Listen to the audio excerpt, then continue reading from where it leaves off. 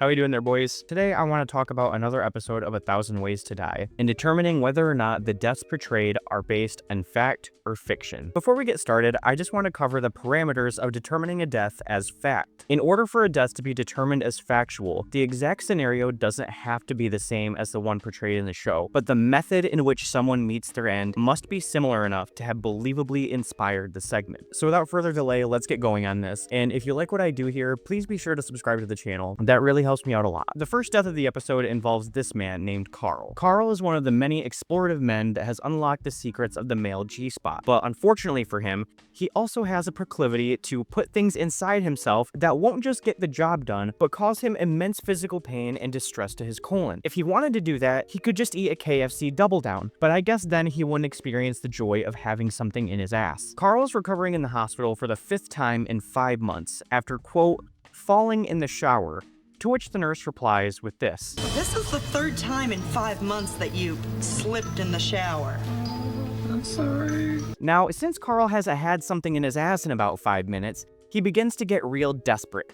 And as he explores the room, he finds a collection of thermometers. After taping 9 of them together and shoving them where the sun doesn't shine, Carl is surprised by the nurse entering the room and quickly rushes to the bed, only to crush the glass thermometers as he lands. Not only does the glass break and tear up the inside of his rectum like the aforementioned KFC Double Down, it also releases toxic mercury into his bloodstream, which kills him nearly instantly. Sounds like he should have checked himself before he wrecked himself. Right? Right?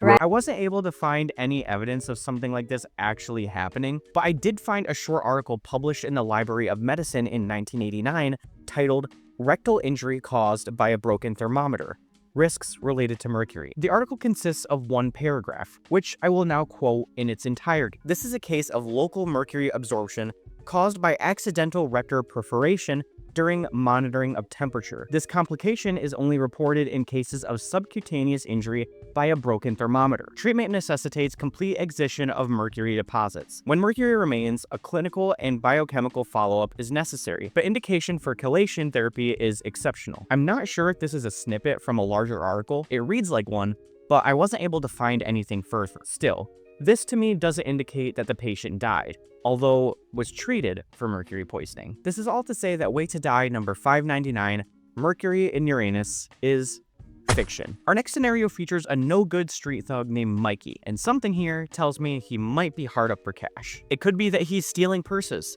or that his getaway vehicle is a bicycle, or that his weapon of choice is a Phillips head screwdriver instead of, I don't know, a knife. These context clues are all important because not only do they tell us Mikey is a shitty criminal, they also tell us he's stupid, which makes it much less surprising when he hits a stone while escaping from his latest victim. This impact causes him to fly over the handlebars and impale himself on the screwdriver he was using to threaten people. Now, I did find some interesting articles here, but none of them fit this exact scenario. There are plenty of articles online of people being stabbed by screwdrivers, and many of them involve bicycles, but none of them involve the scenario of accidentally being impaled on a screwdriver while riding on a bicycle. The closest one I could find was of a man who died in Miami after an e-bike accident in which he was impaled on a fence post. However, this still doesn't check quite enough of the boxes for me to warrant the label of fact.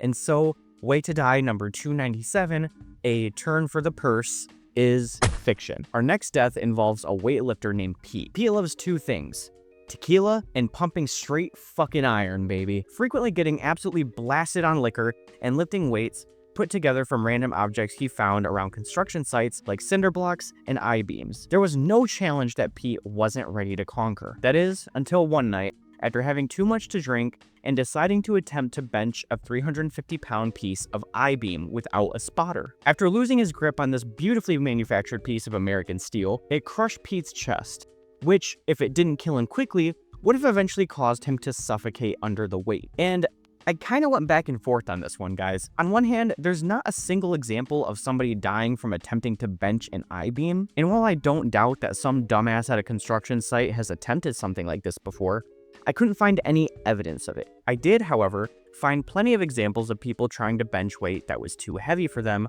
which resulted in similar fatalities. One example being that of Canadian actor Mark Frechette, who died in prison in 1975 after failing to bench a 150-pound barbell. So after deliberation, I've decided to give death number 102, deadweight, a reluctant fact. Now, if you ever went through a scene or emo or goth phase when you were younger, you might be able to sympathize with the experience of your family not quite understanding what you're all about. Not me though. My parents fully embraced my poser scene kid phase. Stacy, however, doesn't have that luxury. After being adopted by her religious zealot foster parents purely for the tax benefits, they determined that their daughter was possessed by the devil and decided to attempt a backyard ritual exorcism. However, during this exorcism, they happened to be burning a lot of sage, incense, and coal, which wouldn't be a problem if anybody thought to vent the fucking tent. And since the tent had no ventilation, everyone trying to conduct Stacy's exorcism eventually succumbed to the fumes. However, all those fumes and gases rose to the top of the tent. So Stacy, having been tied to the ground the entire time, was able to survive due to the fact that there was a pocket of cleaner air lower to the ground. Oh my god.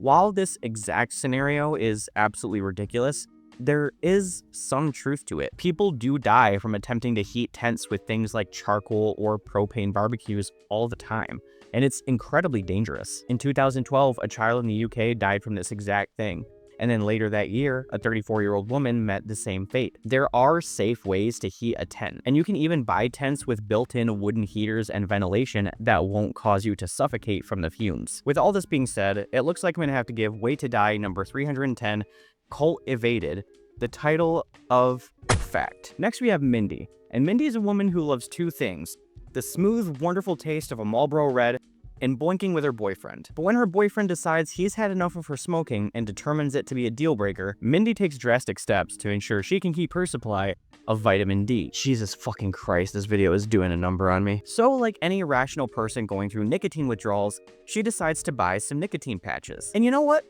Good for her. Good for her for taking responsibility for her Oh my god, Mindy, what are you doing? That's way too many. Mindy thinks that she can speedrun quitting smoking by using an entire month's supply of nicotine patches at once. This immense amount of nicotine essentially causes a dopamine overdose, which then causes her heart to fail. I guess even dopamine is too much for women to have these days. I was pretty skeptical about this, but there are, unfortunately, several documented cases of people ending their own lives using nicotine products, which means that Way to Die number 463, Smoke a Doped, is fact. And guys, I saved the best for last, because the final death of the day here is something else.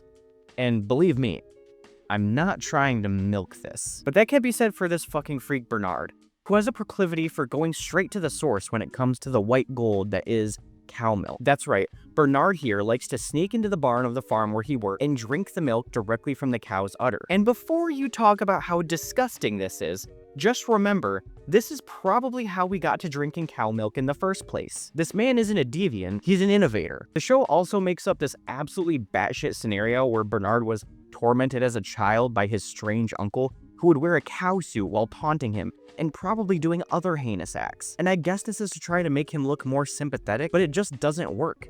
This man's a weirdo regardless. However, one day, while Bernard is getting his milk fix and chasing the white dragon, he bites down a little too hard on the udder, and the cow responds by kicking him in his head, which kills him instantly. Now, there have been instances of people dying after being kicked by cows during the milking process, but I was unfortunately unable to find anything regarding this happening while actively sucking milk from the udder of a cow. And honestly, if it did happen, they probably deserved it. I was also able to find these ads that apparently ran in the UK on billboards in like 2005 that were paid for by a group called the Vegetarians International Voice for Animals, or VIVA, of a man in a business suit sucking milk from a cow's udder. So maybe this served as some sort of inspiration for the segment. Regardless, this unfortunately means that Way to Die number 204, Cremated, that's a good one actually, earns the title of fiction. That's all I have for you on this one. If you liked the video, like I said before, please be sure to subscribe to the channel. That really helps me out a lot. Or do any of the other things like comment, share it with somebody who might like it, and I will see you guys in the next one. As always, my name is Isiah, and thank you for watching my video.